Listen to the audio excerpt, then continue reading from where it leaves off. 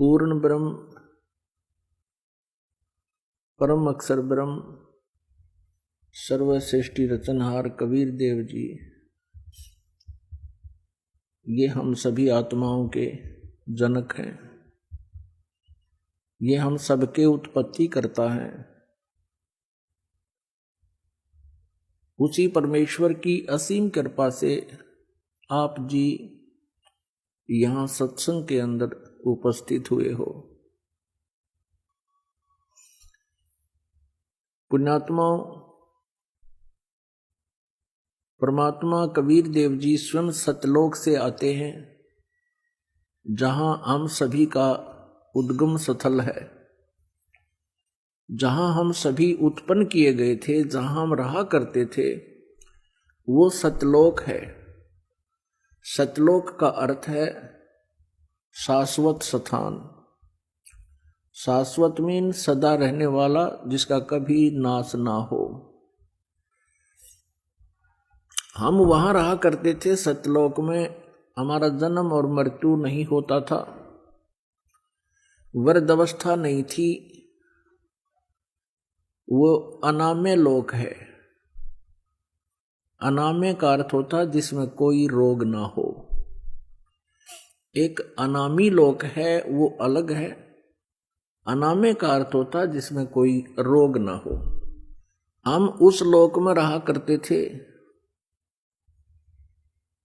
और हम अपनी गलती के कारण, अपनी नासमझी के कारण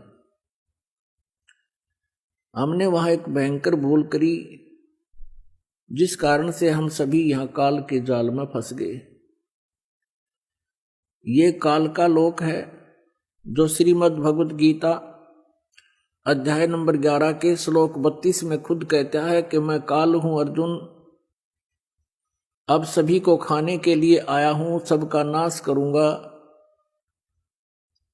अर्जुन श्री कृष्ण को बहुत अच्छी तरह जानता था।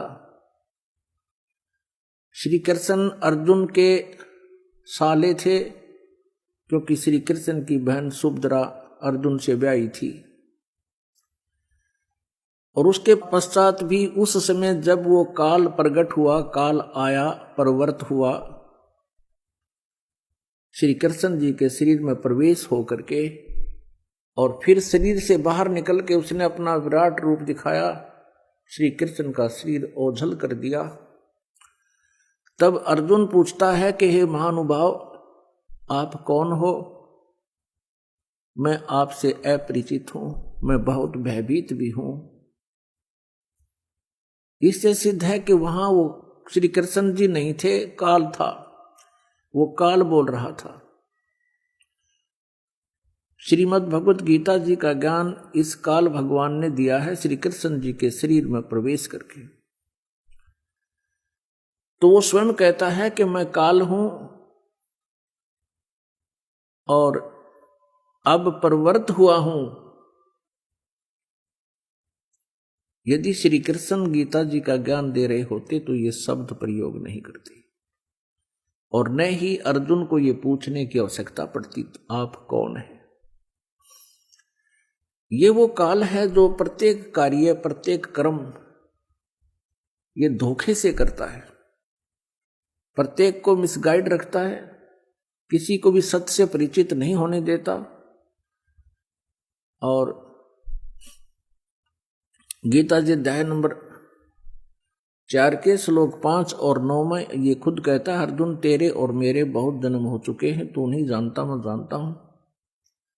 मेरे जन्म और कर्म अलौकिक हैं।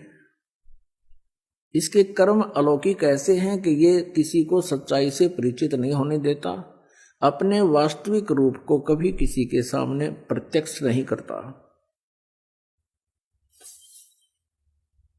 ये काल है जिसके लोक में हम फंस गए हैं।